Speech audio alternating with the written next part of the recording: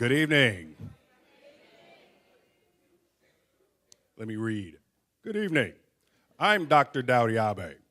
On behalf of Town Hall and our partner bookseller, Third Place Books, it is my pleasure to welcome you to tonight's program with Dr. Beverly Tatum, who will be in conversation with Kristen Leong. This event is part of Town Hall's Civic Series. Town Hall's Inside Out season is supported by Wincoat Foundation NW and the True Brown Foundation. Civic Series is supported by Boeing, Real Networks Foundation, and KUOW, and our work with authors is supported by Amazon Literary Partnership. Tonight, Dr. Tatum and Kristen will speak for about 30 minutes, and then we'll open it up for audience Q&A. After the show, Dr. Tatum will sign copies of Why Are All the Black Kids Sitting Together in the Cafeteria at the Third Place Books table located right here in the front, and you can purchase copies at the table right back at the end of the auditorium. Books will also be available for sale at that time. Before I turn things over, though, I would like to just insert a few words about the workshop that I just did downstairs. And so as a teacher of children in the 1990s at Zion Preparatory Academy, which just happened to be just a couple blocks up the street right here when it was around, I viewed Why Are All the Black Kids Sitting Together in the Cafeteria as an instructive piece because Zion Prep was a predominantly black school. There were a lot of black male teachers in that school, something that was not so common in many public schools around. And so I viewed that as a very instructive text. And it helped really kind of inform me about how I went when I entered the University of Washington doctoral program. It really kind of helped guide me kind of to the next step around, particularly as it relates locally to disproportionate discipline here in Seattle schools, specifically affecting African-American students. And that is eventually what I wrote my dissertation on and have been doing work with most recently the Seattle Public Schools trying to solve that issue. In fact, the workshop that I did, and perhaps there will be a book somewhere down the road, it may be called Why Are All the Black Kids Sitting Together in the Principal's Office? You know what to do with that. That was kind of funny, but it's not really that funny. So you not really know what to do with that. But anyway, safe to say that Dr. Tatum and her work, the 20th anniversary now, is just speaking to not only how the text stands up over time, but also the fact that we are still very far away from solving the issues that are at the heart of so many pieces of research that have been done. In fact, Seattle Public Schools, we were just doing an institute yesterday, and yes, they have identified the problem around disproportionate discipline, but in the last couple of years, not only has the problem not changed, it's gotten worse. So just knowing about it and talking about it is not enough. There have to be firm strategies that get to the bottom of how to actually dismantle this institutional thing, especially when you're talking about how black teachers in Seattle schools are also disproportionately given poor performance reviews. So it's really a systemic thing. I mean, if it's happening with the adults at the top, how would it not kind of filter down to children in the classroom? And now, it is my pleasure to introduce our speakers this evening. Our moderator, Kristen Leong, is Town Hall's community programs curator, and she is also the founder of rollcallproject.com. Go check it out if you have not already, and not just because I'm on there, which is an international portrait and interview project humanizing the gaps in race, gender, and sexual orientation separating students and teachers. Kristen's TEDx talk on Roll Call was the opening presentation at TEDx WWU last spring. Kristen is a former middle school teacher and 3-term Washington State teacher leader. Her Sarah Lawrence College senior project Half, which included portraits and interviews with mixed-race Americans and explored her own biracial identity, was nominated for a USA Today Outstanding Academic and Intellectual Endeavor Award. Give it up. Our special guest this evening, Dr. Beverly Tatum, began her career in higher education as a lecturer in the Department of Black Studies at the University of California at Santa Barbara. During her teaching career, she held professorships in psychology at Westfield State College and Mount Holyoke College. By 2002, she was appointed acting president of Mount Holyoke College before assuming the presidency at Spelman College. Along with distinguishing herself as a notable educator, Tatum has enjoyed a celebrated career as a clinical psychologist where she specialized in consultation and training related to diversity and multicultural organizational development. Tatum is the author of 2 widely acclaimed books, Assimilation Blues, Black Families and White Communities, Who Succeeds and Why, and the aforementioned Why Are All the Black Kids Sitting Together in the Cafeteria and Other Conversations About Race, which was named 1998 Multicultural Book of the Year by the National Association of Multicultural Education. Beverly's latest book, the 20th anniversary edition of Why Are All the Black Kids Sitting Together in the Cafeteria and Other Conversations About Race, is the subject of tonight's talk. Please join me in welcoming to the stage Kristen Leong and Dr. Beverly Tatum.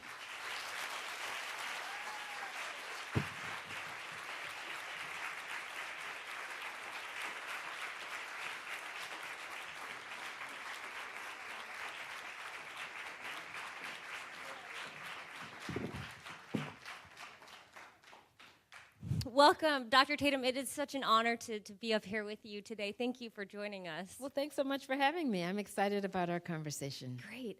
I thought we would start just by diving right into the title of your book. As any teacher who might be with us here tonight knows, you could have also called this book, Why Are All the Asian Kids Sitting Together in the Cafeteria? Why Are All the White Kids Sitting Together? You could have called this book, Why Are Our Cafeterias So Segregated? How did you arrive at the title? That's a great question, and it really goes back to the 90s, right? So the first version of this book was published in 1997, and I wrote it after having been teaching a course on the psychology of racism for many years, and as a consequence of that work, I started doing workshops for teachers and principals in school districts around the country. And whenever I would walk into a racially mixed school, someone would ask me, why are all the black kids sitting together in the cafeteria? And I wanted to respond to that question, though, of course, as you said, it could have been framed in a different way, but it never was. It always came to me in that way.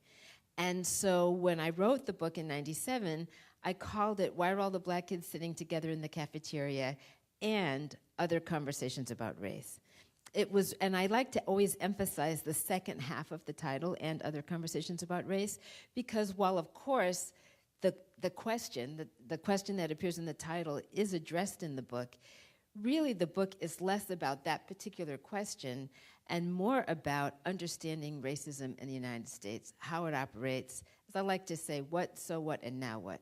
What is racism? How does it operate in our current context? So what does that mean in terms of how we think about ourselves and other people? The identity development piece is right up in that so what section. And then now what? Now what can we do about it? How do we interrupt that cycle? Yes. And in fact, towards the end of the book, you actually have whole sections about the experiences of our Native students, our Asian students, our mixed race students. Was that sort of at the forefront that you always knew those sections were going to be in the book? Well, when I started, the short answer is yes, and I'll tell you why. When I was teaching, I started teaching about racism when I was 26 years old. The first time I taught a course on the psychology of racism was at UC Santa Barbara. As was mentioned, I started teaching there. And when I first started the work when I first started that teaching, it was very much around a black-white paradigm. But I had Latino students in my class, I had Asian students in my class, and they would say, where am I in this narrative? And that encouraged me over time to expand how I thought about that course and recognizing as I learned more about the experiences of institutionalized racism across different groups, historically, past and present, it was clear to me that I should write my book in the most inclusive way. So when I wrote it in 1997, I was thinking about my students and wanting to be sure that they would see themselves in the book. Fast forward 20 years, one of the things that's really different about this version of my book is that those sections have been expanded. And that really, in part, reflects the changing demographics of our society. And, for example, in the first version of the book, there was maybe a paragraph about students from the Middle East, Muslim students. Now, anybody can be a Muslim, right? It's not geographically located, but we often associate Middle Eastern identity with being Muslim. And particularly in today's context, in 2017, it seemed important to include Middle Easterners, North Africans in the book, and so there's a much expanded section as one example.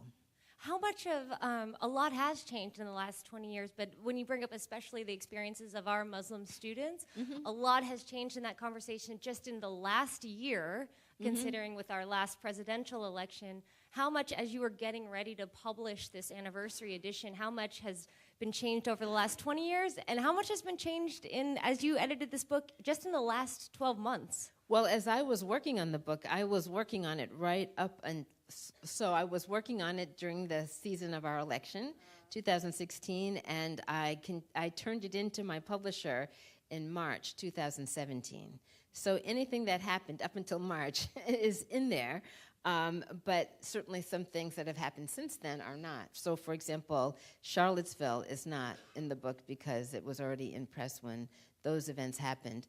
But particularly for the section where I was writing about the experiences of Muslim students in an increasingly Islamophobic society, certainly 9/11, 2001 is a marker for a lot of people, in terms of how their life experience shifted following that particular set of events. And in fact, you have a whole chapter at the beginning of the book that is, I feel like we should acknowledge the elephant in the room, or the elephant on Twitter, which is, you have a whole section entitled the Trump, what is it called? The Living in the Age of Trump. Yes. Was that a chapter that you were eager to write, or that you dreaded writing? Well, it's right at the beginning of the book. What was that like for you? Well, let me just start out by saying the book does start with a prologue, right? And when as was mentioned, I served as president of Spelman College from 2002 to 2015, 13 years. And when I got ready to stop doing that, when I announced I was going to retire, many people asked me, well, what are you going to do next? So this is 2015.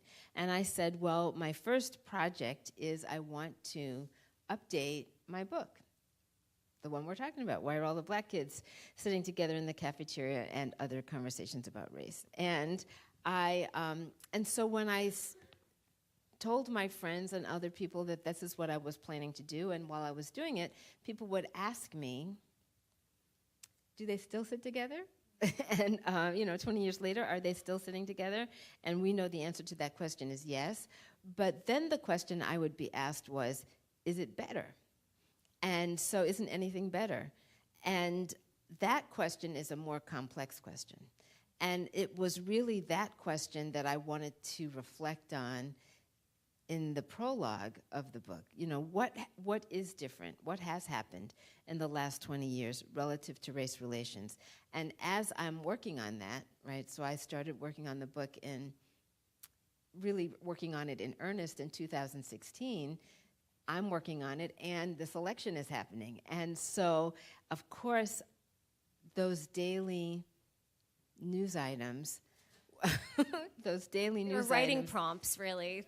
Really? Yes. No, I have to say, thank goodness for the New York Times and the Washington Post. I mean, I was constantly getting new information to incorporate and to situate relative to, not just the election, though, of course, that had, that was giving us plenty of information. But even if you go back, well, to just say a little bit more, I mean, there's sort of several patterns that have shifted over the last 20 years. one of them is demographics, right? We know our population has changed. And so I was born in 1954. I know I'm not the only 50s baby in the room, I suspect. At that time, the US population was 90% white. Wow, yeah, 90% white. 90% white. In 2014, 60 years later, the school-age population was majority kids of color, more than 50% children of color for the first time. And so that's a dramatic shift, right, in our population. But some things didn't change. Demographics changed, but school segregation did not, right? Same new faces, same places. But if we think about, and in fact, today, public schools are more segregated than they were 20 years ago. Neighborhoods continue to be segregated. In the last 20 years, we've seen a backlash against affirmative action, and that has had certainly implications for higher education in significant ways, particularly state institutions in those states where affirmative action has been outlawed, places like California, Michigan, et cetera. We also see in the last 20 years the dramatic rise. Dr. Abe was talking about disciplinary practices. You know, we hear today references about the school-to-prison pipeline. We know that mass incarceration as a phenomenon really took off in the 90s. So there's been that 20-year history of that. In the last 20 years, we also know about the impact of the collapse of the economy, the 2008 financial crisis, and the exacerbation of income inequality, particularly in, as it relates to communities of color, Black and Latinx in particular. As an example, Native Americans certainly, and we think about all the police shootings, right, of the more recent, the last, if we start with Trayvon Martin, which was not a police shooting, but 2012, followed by the various cases we are all familiar with in the 2013, 2014, 2015, and all of that, trying to make sense of all of that, and I'm working on that, writing about those things, and then we have this election. And so that, of course, was very significant in terms of the ways in which the rhetoric coming from candidate Trump really was enlivening and emboldening the activity of neo-Nazi groups and white supremacist groups, and certainly post-election, we saw a continued rise. I want to say a dramatic rise, and maybe it was dramatic, but really since 2008, the election of President Obama, another significant thing, of course, in the last 20 years,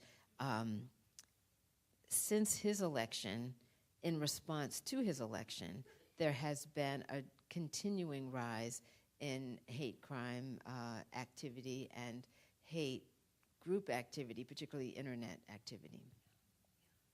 I want to circle back to an earlier comment you were talking about affirmative action. Yes. One of, I think, the great services your book does is it gives a very clear explanation about what affirmative action is and what it is not. I think it should be required reading for anybody getting into that debate. Yes. And you talk about clearly that affirmative action is not a set of quotas. It's Right. not a required number. And I'd just like to read from your book. You give actionable solutions. You not only analyze the problem, but you give us ideas to how to move forward. And you say that schools concerned about meeting the needs of an increasingly diverse student population should be looking specifically for teachers of all backgrounds with demonstrated experience in working with multiracial populations, with courses on their transcripts like psychology of racism, race, class, culture, and gender in the classroom, and foundations of multicultural education, to name a few. And you talk about how these are courses that are likely to be met by candidates of color. Without talking about quotas, without talking about race in the application, that looking for people who come from an academic interest in inclusivity. Yes. I thought that was so powerful and useful, especially in the country. Almost 80% of our teachers are white, and yet the majority of our kids are kids of color. In Washington State, that's 90% of our teachers. And I was thinking back when I was a teacher in Bellevue, Washington, which is a primarily Asian community. I was one of the only teachers of color on staff for my first few years teaching there. And I remember talking to the principal about when she was hiring new teachers, I hope that this is an opportunity to bring in more diverse teachers into our community. And she said that they just don't apply, that they just don't want to teach here, meaning people of color. Yeah. What would you say to a principal whose staff doesn't reflect their student body, who is saying they just don't apply? Well, there's two things I would say.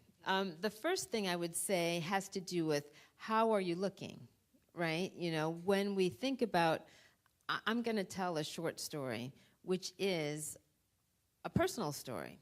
So I taught for a number of years at Westfield State College, that was mentioned in my bio, now known as Westfield State University in Massachusetts. I was tenured there. I was teaching in the psychology department. I was not looking for another job. And one day I got a letter that came to me. It said, it was addressed to me, but not personalized. It was a letter, it said, "Dear colleague," you know, came in my mailbox. "Dear colleague, we're looking for a tenure-track faculty member to teach courses in," and then the description sounded like me, you know, courses in minority mental health, psychology of racism. It wasn't worded quite like that, but when I was reading the description, I was thinking, they're looking for someone like me. But it came to me not because anyone said, "Oh, we want Beverly Tatum to apply for this job," but it was basically, you know, "Dear colleague, we're looking, would you please pass this information on to interested graduate students, anybody you know, who, you know," they were networking, right? That letter came to me from someone at Mount Holyoke College. I read it, I thought, gosh, as I said, I wasn't looking for a job, but I read it and I thought, this job sounds like it has my name on it. I should explore it. I did. Lo and behold, I got that job, and you know, the rest is history. But I want to tell you, how did they get my name? Someone sitting in an office at Mount Holyoke College hired a graduate student, or maybe a smart senior, some work-study student, and asked them to go through the American Psychological Association annual program book and send the letter to anyone who'd done a presentation on topics related to the interests that they were looking for. I did a presentation at APA, so my name was in that list, and so I got one of those letters. So I say this to say, if you're creative in your search process, you can often find candidates who might, you know, was I looking for a job in South Hadley, Massachusetts? I was not. But when I got this letter, I was sufficiently intrigued by a department that was looking for someone who did the kinds of things that I did, that I decided I would apply. And proactively looking for them in unconventional ways. Yes, exactly. So the first thing we have to talk about is, how do we recruit, right? If you do what you always did, you will get what you always got, right? And so that's the first thing. But the second thing, and it has to do with the quote you read, is that there are some places that it is going to be harder to attract people of color. I did a workshop once at a college in upstate New York, close to the Canadian border, a long way from any urban center. Most black people I know don't want to live there. I'm just saying. Does that mean that no black person wants to live there? Well, actually, there are some black people who work at that university. Some of them are alums of the university. Some of them, you know, for whatever reasons, have their own interests in living in a rural community that's relatively isolated, right? Not everybody wants to work there. But here's the thing. That institution, like the school district you're describing, has students of color. And those students need faculty who can connect with them, engage them, hold high expectations for them, all of that. And sometimes those faculty, in an ideal world, there would be a similarity in experience, but it doesn't have to be that. If you have faculty who are able to connect across lines of difference, who are able to be reflective about potential biases they might have grown up with and move beyond them, those teachers, even if they're not of the same racial background, can be quite successful, and the children they teach can be quite successful.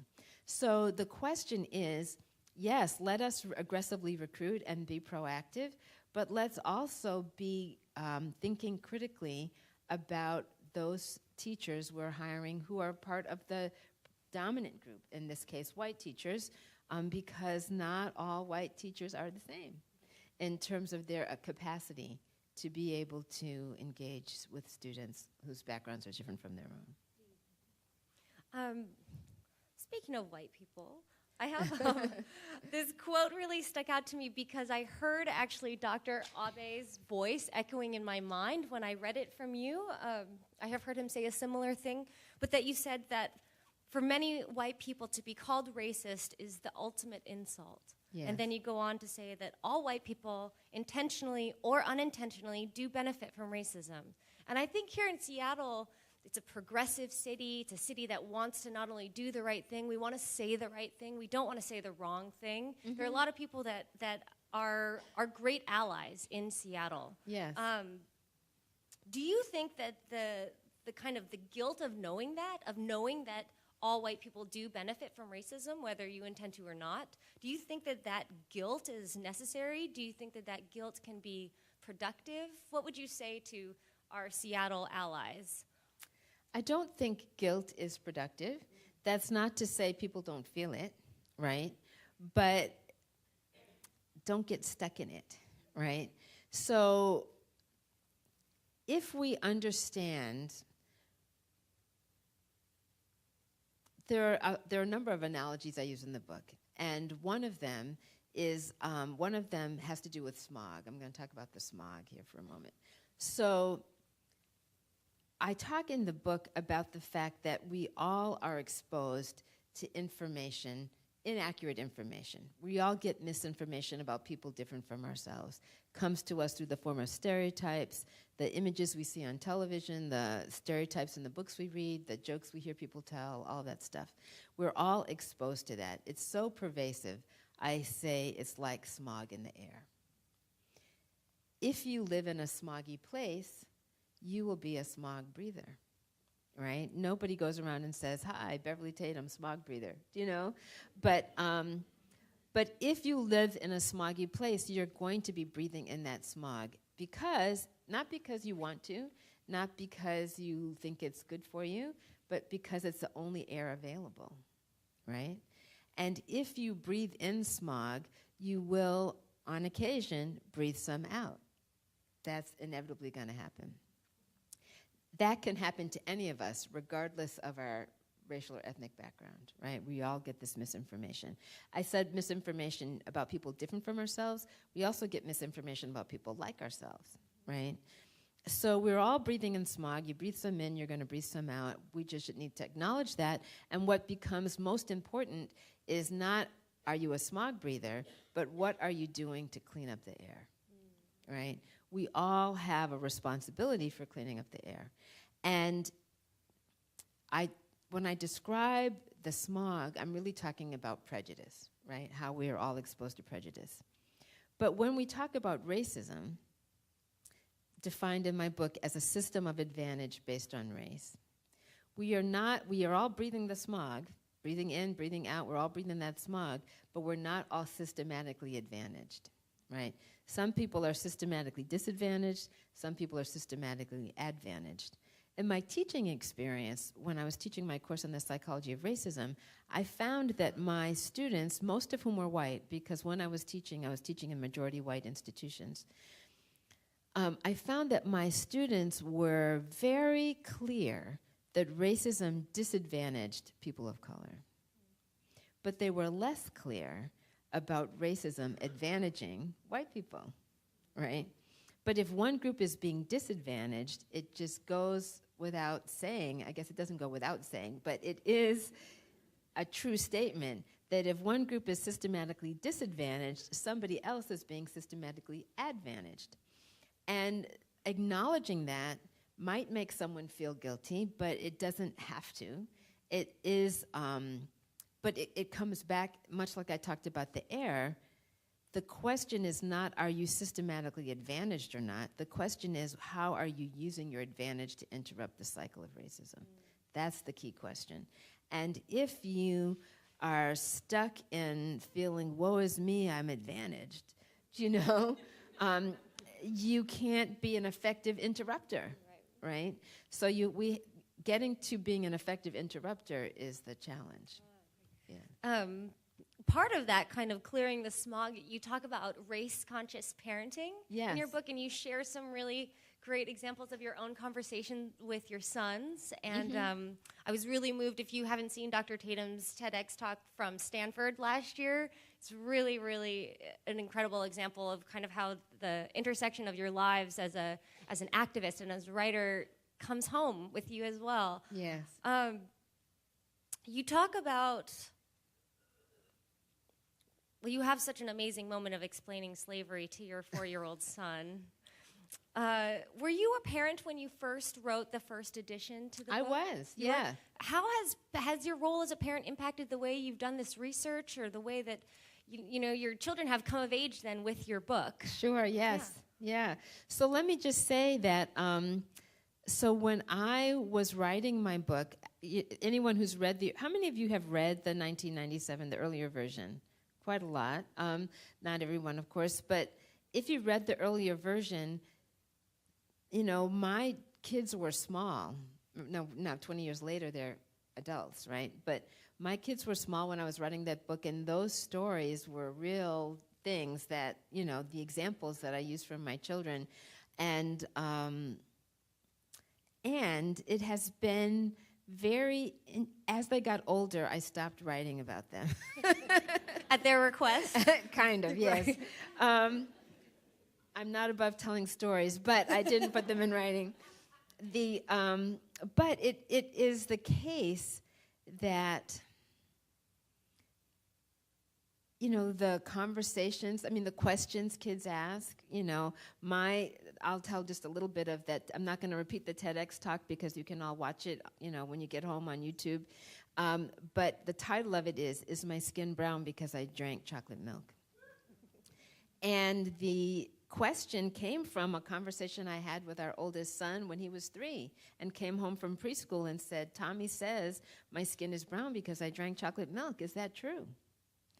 Of course, it wasn't true. And I and I said, no, that's not true. Your skin is brown because you have something in your skin called melanin. Everybody has some, and it's what makes your skin brown. And the more you have, the browner your skin is. So everybody has some. Even Tommy has some. Remember, he went to visit his grandmother. He came home with a tan. It was the melanin in his skin that made his skin turn brown. I said, but at your school, you are the kid with the most. And he was quite tickled to be the kid with the most of something. But it was important to me to go to the school to ask the question of the teacher, how are you dealing with these questions about difference as they're emerging in the classroom? And to my surprise, the teacher said, it hasn't come up. Well, of course it did come up. I heard about it from our son, but what I realized then was that there are some conversations that maybe we tune out, that maybe there's a kind of selective inattention, and that if you don't know what to say or if you don't know how to respond, it's easy to kind of, maybe I'll deal with that. Maybe we don't need to talk about that. Let's just move to the doll corner or something. You know what I mean? That you can just redirect or hush or avoid. But unfortunately, that leads to a kind of silence that is dysfunctional. And you talk about that we were moving away. Your first book was published in the 90s when we were, that whole conversation about love sees no color. Yes. We were celebrating color blindness. That's changed. And I think that more and more people are not claiming that that's possible to be colorblind. And you actually have a term for it, that we're not colorblind, but that we are race silent. Color silent. Or color silent, yes. Yeah. Can you talk more about that? Sure. So let me do something with our audience, if I might. So I want to ask you all to think about your earliest race-related memory with the confidence that I'm not going to ask you to tell us about it, at least not individually. So raise your hand if you've thought of something, an early race-related memory, your earliest. Okay, a lot of hands up. So what I would like to know, it's going to be a little chaotic, but that's okay. I'd like to know how old you were at the time of this memory. So you could just call out some ages. 8. Okay, I heard 3, 4, 5, 6, 7, 8, 12. I heard, I didn't hear anything older than 12. Anybody older than 12? No? Okay. Oh, we have one hand up, okay. And anybody younger than 3? So there's no right answer to this question. It's all about where you lived, what your social context was, what your memory is likely to be. And sometimes we heard, there's at least one person who said they were older than 12. Some people are in their teens. Some people, I had one person say in a group once, 35. That the age can really range depending on your life experience. It's hard to get much younger than 3 and still remember. But I heard a lot of 4s, 5s, 6s. And that's very common, early elementary, kindergarten, early elementary school. So if you fell in that category, if you were a 4, 5, 6-year-old kind of person, early elementary, could be 7, raise your hand just so we can see how many people that describes. Okay. I would say clearly the majority of you in that age range. So what emotion, if any, is attached to that experience? I heard fear, I heard shame, embarrassment, curiosity, confusion, sadness, pain, anger. We've covered quite a few uncomfortable emotions, right? Pain, shame, embarrassment, anger, sadness, confusion. Curiosity is probably the most neutral of the ones we heard. And when I ask these questions, these are often, almost always, the words that come up. So here's my last question for the moment, and that is, raise your hand if you shared this experience at the time it occurred with a concerned adult, a caring adult, a parent or a teacher or someone, older than you. I think I'm seeing maybe 10 hands up in this room of more than 100 people. So raise your hand if you did not. All the rest of you, right? So it always comes out this way, right? It always comes out this way that the memory goes back to an early time in one's childhood, that the experience was uncomfortable in a variety of different ways, and that there was no conversation about it. How many of you have personal or professional experience with 4, 5, or 6-year-olds? Your own children or somebody else's? A lot of you. And so tell me if I'm right about this. 4, 5, and 6-year-olds are pretty candid. They don't filter much, right? They say what's on their minds. So how is it that so many people had these experiences that were uncomfortable and said nothing? Isn't that counterintuitive? And so the question is, why not? Any hypotheses in this room?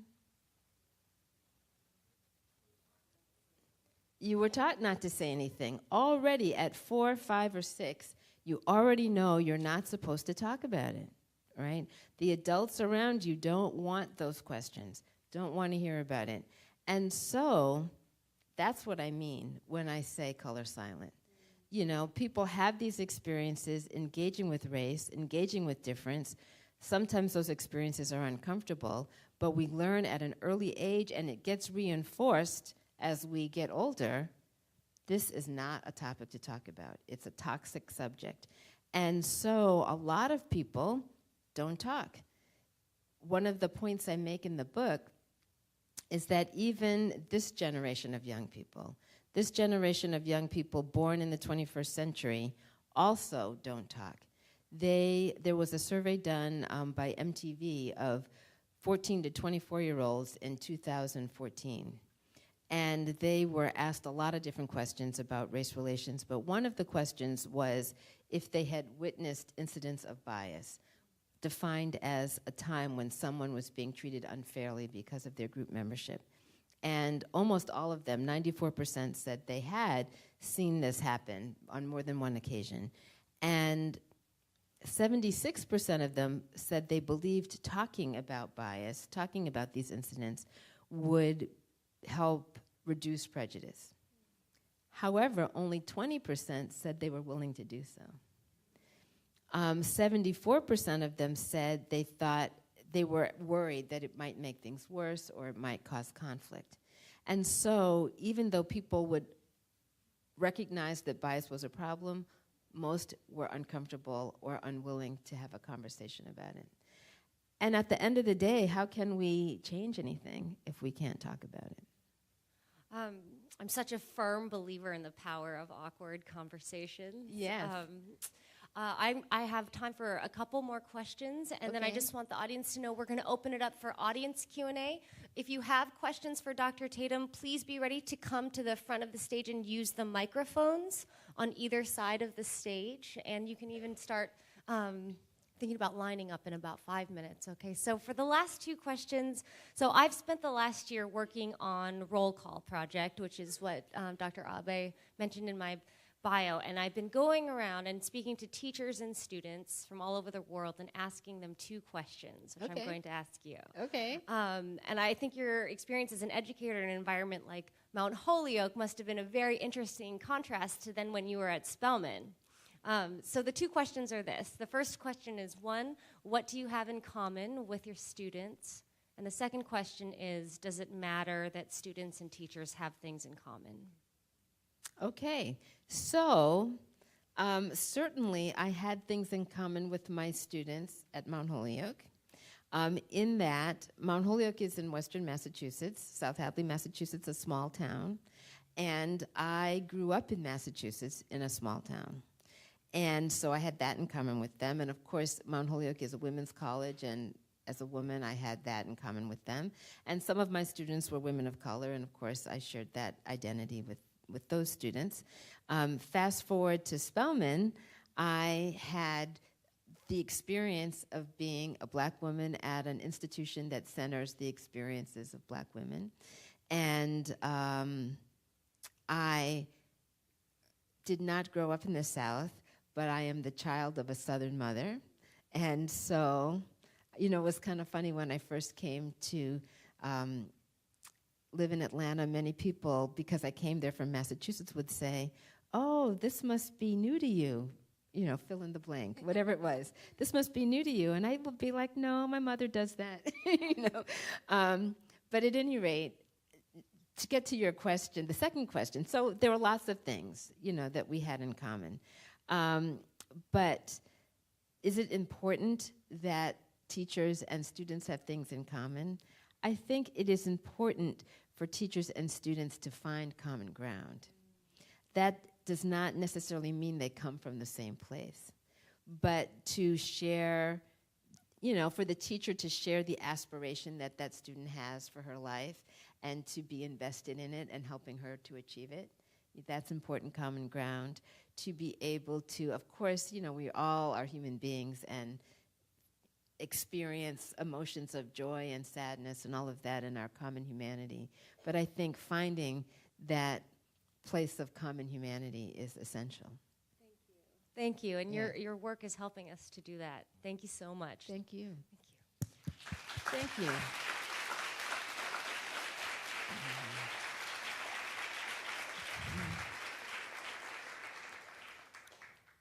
We are ready for Q&A. Please don't be shy. Come on up to the microphone. And I should have mentioned it's at the top of the program, but if you are on Twitter, please use the hashtag #TownHallSeattle to join in the conversation.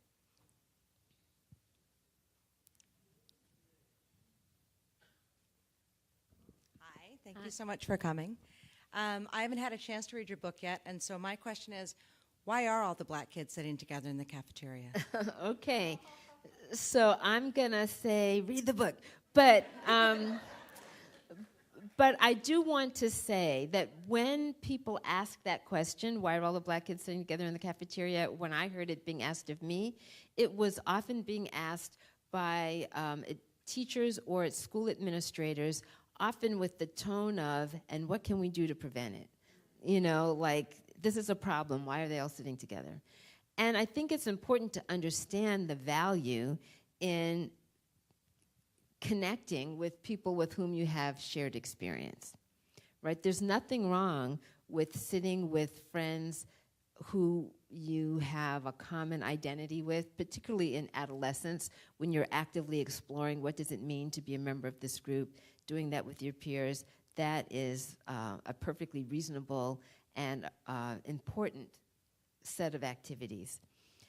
For me, the key question is not why are all the black kids sitting together in the cafeteria. The key question is, what are we doing in the classroom to engage students across lines of difference so that they are developing their capacity to be able to function effectively in an increasingly diverse society. The more we are doing things in classrooms or in other structured settings where young people can connect across lines of difference, we reduce the likelihood of the kind of separation we see in cafeterias, not because there isn't still value in that, but simply because how students define their common ground expands, right? And there's value in that. But anywhere you go, I mean, if you are in the position of being the minority, whether that's in the context of U.S. race relations or traveling into a country where people speak a language other than English and you find yourself in a room with other English speakers and lo and behold, you're sitting together in the cafeteria. You know, when you have a sense of shared experience, you want to gather with those people. That's a natural thing, and not to be frightened of it. But we also, it's not an either or in my mind, it's a both and. We want to support the affirmation that comes from that kind of connection, but we also want to build capacity to engage across lines of difference.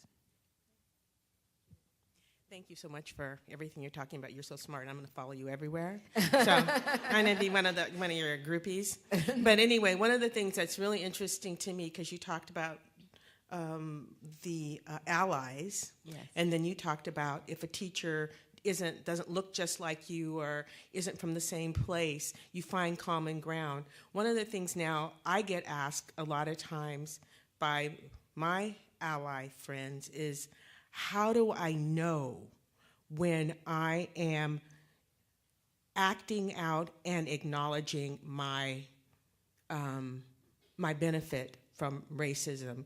And then what does that look like? And if we are identifying, you know, the good action so that we can, when you're in education, go, good, that works. How do we set that system up? Because I sort of feel like we have identified what the issues are, but we haven't identified how we say, yep, you got it, and I want you to do more of that. Yes. Because that way it gets us out of the eternal struggle. And I want to know that too, because people look at me and I'm like, I don't exactly know.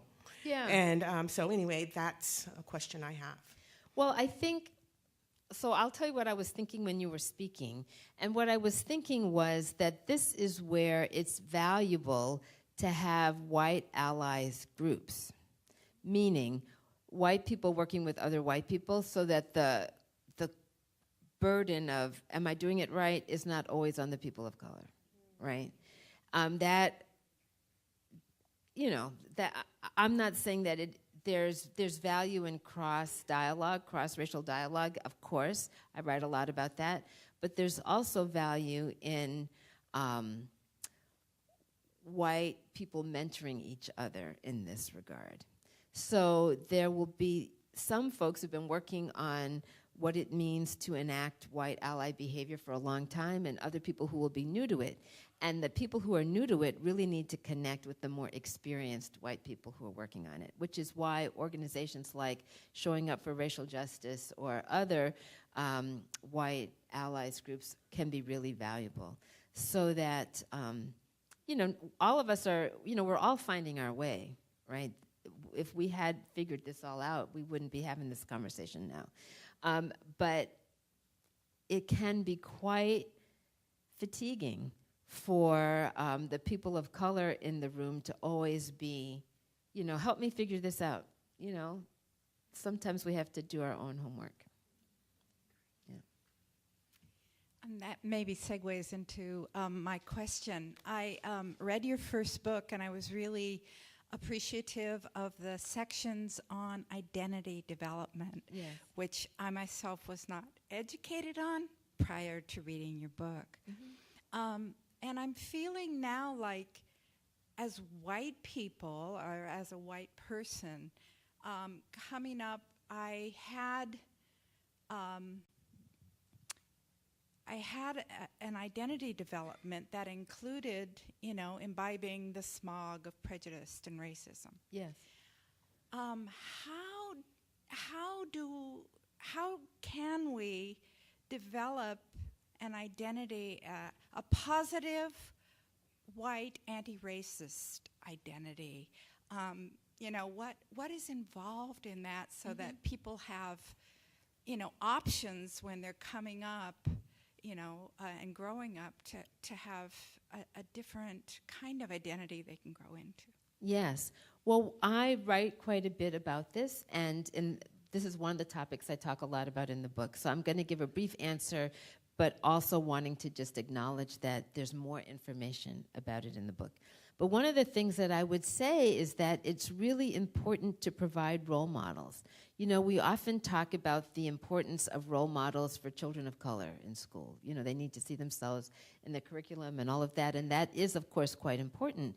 But we don't talk about the need for white children to see examples of white anti-racist action, to know what that looks like and to know that there are people who do it, right? When I was teaching, I used to ask my students to name a well-known white person who they would all agree was racist. And it didn't take more than a second or two for students to start naming people who they'd, you know, in the news. And I'm imagining if I were... Might be even easier in the last year to come up with a name. I was just going to say, if I were to ask you all to think about just one. And, you know, students could do that pretty quickly. But then I would ask, okay, so now I want you to think of a well-known white person still living who you would describe as actively anti-racist. Not one. A lot of times students couldn't think of one. And then I would have to mention names, right?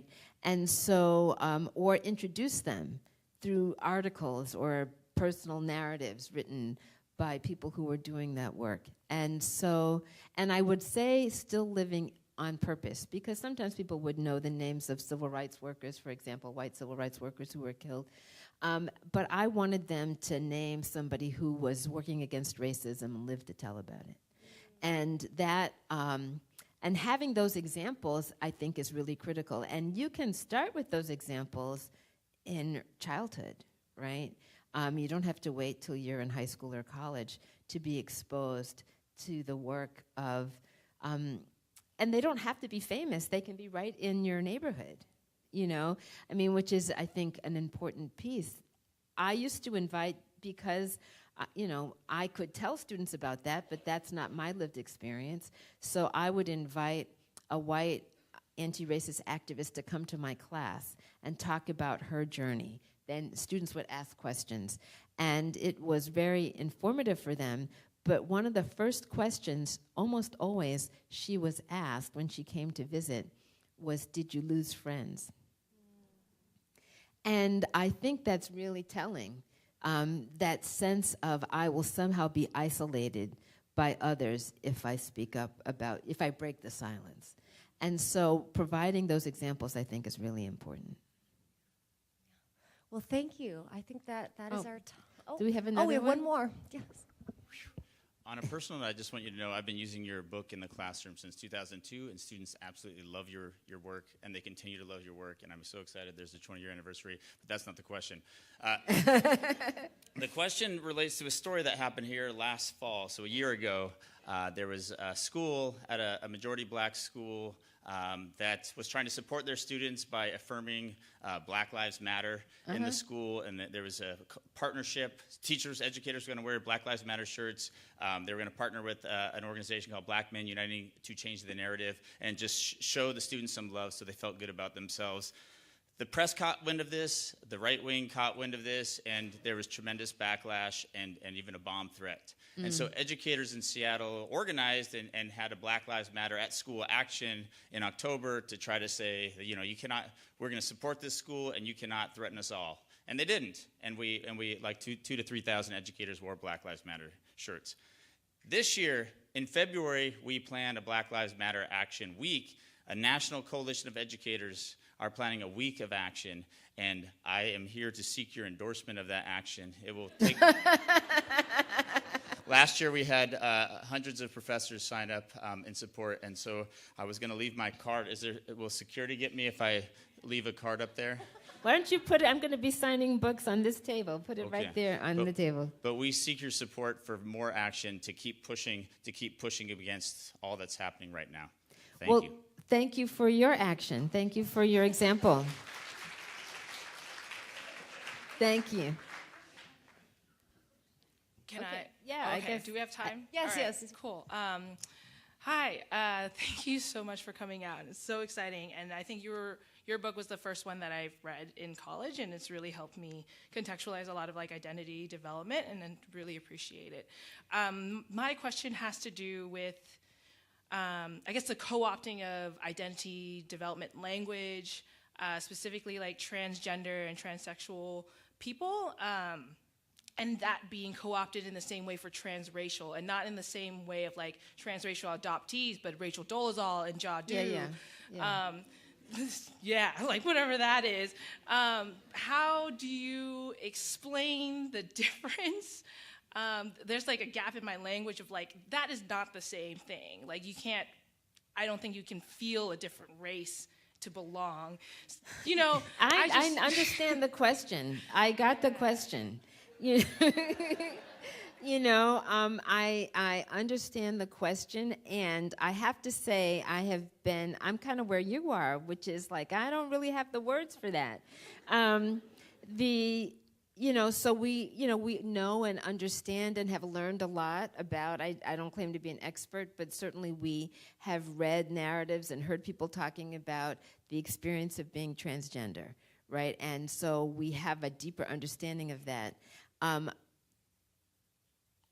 I was doing a talk like this where people were, in this case, they were writing questions down. And somebody wrote a question, and the question was, if you can be transgender, how come you can't be transracial? And I had to think a lot about what was the answer to that question. And I'm not sure I have come to a good answer. But one of the things I thought about was the notion of race is a social construct. It's not biological, right?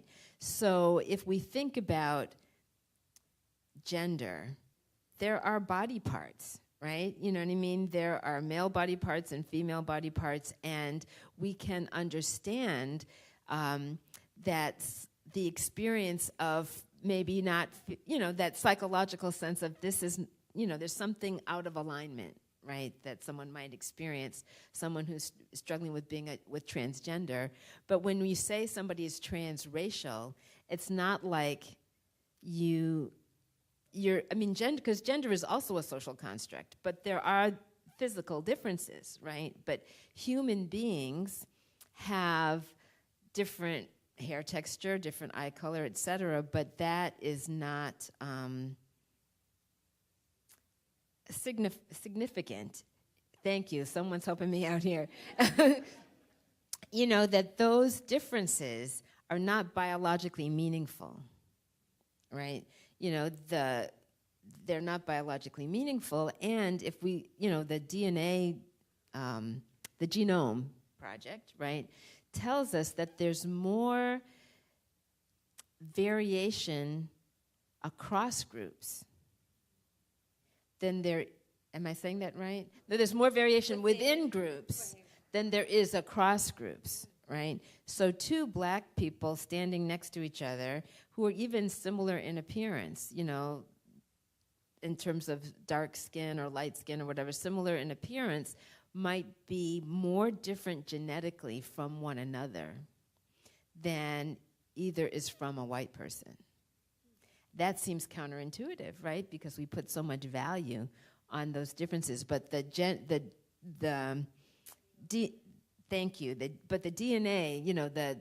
the DNA characteristics that determine those differences are very small. So you can see, I haven't quite worked this out in my own mind, but I think it's hard to equate them. I'm with you. I don't think you can equate them. And I am at a kind of a loss to try to explain it. Spoiler alert, I don't talk about it in the book. But thank you for your question. I just wanted to maybe get your comment on something that you were talking a little bit earlier about how that white people aren't aware necessarily how that they benefit from racism, right? Well, some are, but often they're not. Yeah, I understand. Yeah. I know that's true. Yeah. But the thing is that the bigger picture is that they might not be aware of how that they are harmed by racism. That is also true, yes. And there's the bigger picture is the divide and rule picture. Yes. There is a class war going on, and you can just take a look at what happened in the Senate, if you don't know that. Yes. So I was wondering if you wanted to comment on that a little bit.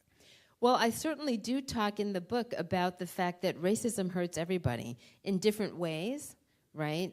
But we are all paying a price. White people are paying a price for racism. So, yes, there are advantages. Some people would use the word, we often use the word privilege, benefits that come as a function of that system of advantage. But, to use a tried and true expression, there's no such thing as a free lunch. It doesn't come for free. There definitely are negative impacts.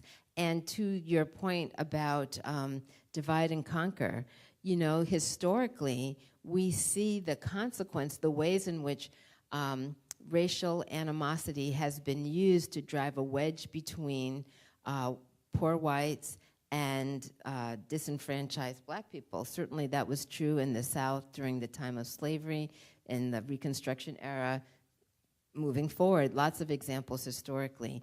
And certainly we can see the evidence of that in today's current political context as well. Thank you very much. That is all we have time for. Thank you. Thank you very much for coming. Thank you for your question. Thank you. You can purchase a copy of Dr. Tatum's book at the third place book table. If you haven't already, this is an incredible, incredible work. And Dr. Tatum will be here at the front signing copies. Thank you.